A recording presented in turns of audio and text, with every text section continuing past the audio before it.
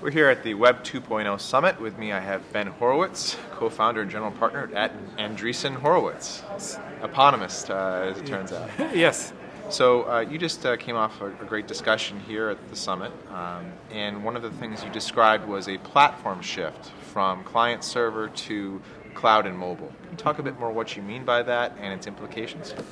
Sure. So, well, if we start on the back end with the cloud side, even with the software as a service architectures from companies like Salesforce.com, they weren't quite written on the cloud like the AWS cloud, the kind of burstable,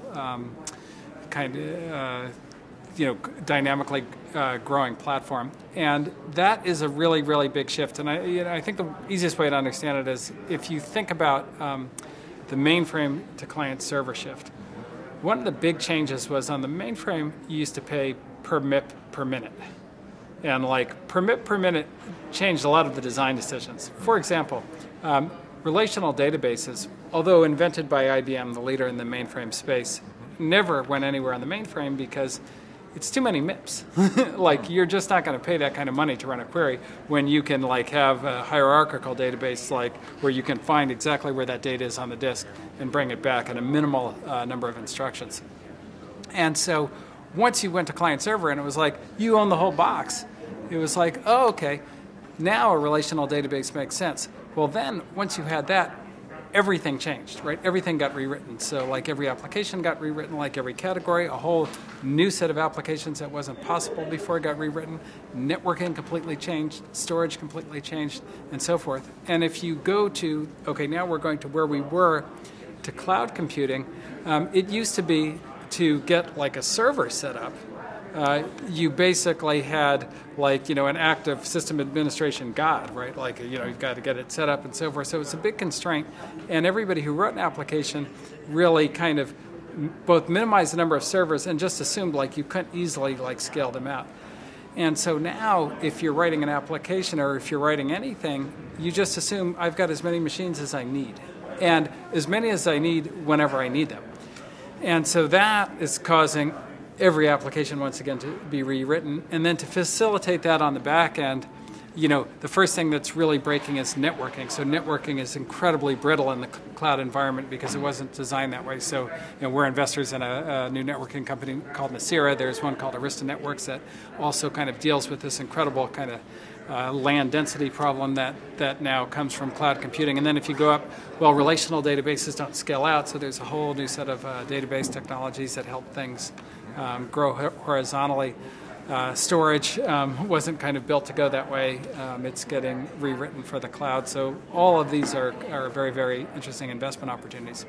Then, flipping to the front end, mobile, it's a completely different user interface, right? Like it's touch, like everything. So an application that's written for a desktop just isn't appropriate for mobile. So that creates like a tremendous number of new opportunities. But even more importantly, from an investing standpoint, it means in companies, there used to be incredible gravitational pull to do everything at Microsoft on the desktop.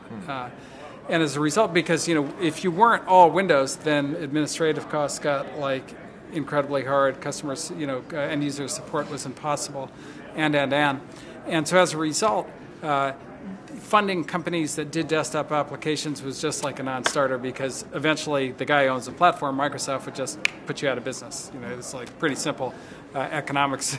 They would make the product free, you'd have to charge for it, like that was it, game over. Now, because companies know they have to support tablets and phones, the strength of the monopoly is no longer there. So having all Windows no longer gets you anything because you already have to support iOS, Android. So that's creating a whole very large set of very interesting opportunities. Now, as you look at the mobile space, do you think that Microsoft, with its partnership with Nokia, is going to be able to come on and become a real player in the platform space with applications? Well, there's not a lot of evidence of that yet. I think, look, Windows Mobile is like so much better than the previous versions of Windows Mobile, or Windows 7 Mobile. So, like from a product standpoint, the actual operating system itself is finally, I think, competitive, but we've not yet seen kind of it in the numbers yet, and it's a pretty hard thing.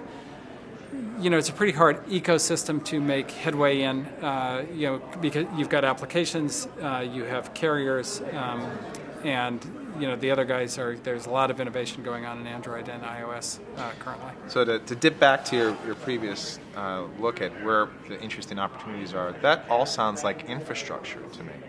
And so much of what we might see in the business press, the media, is about social and about maybe the big data opportunities, and not as much of the guts.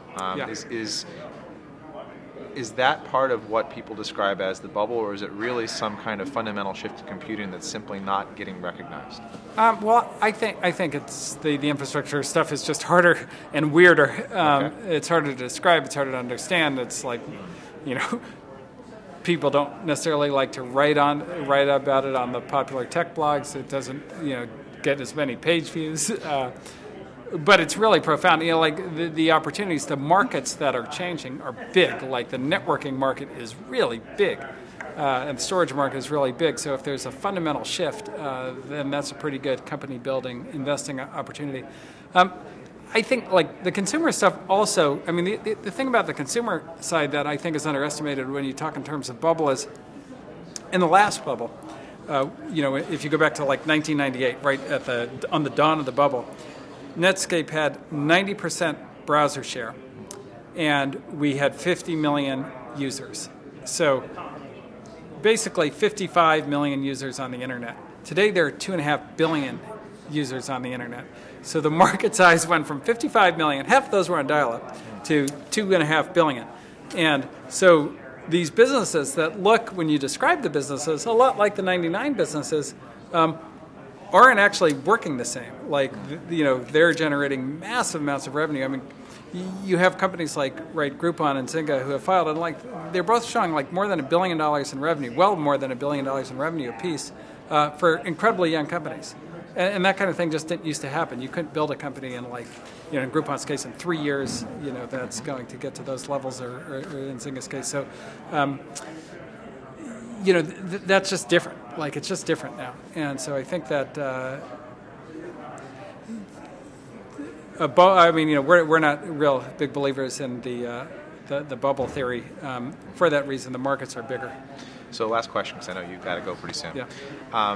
Are any of these companies that you've invested in or you see that are coming up that are interesting going to be the sources of large amounts of employment?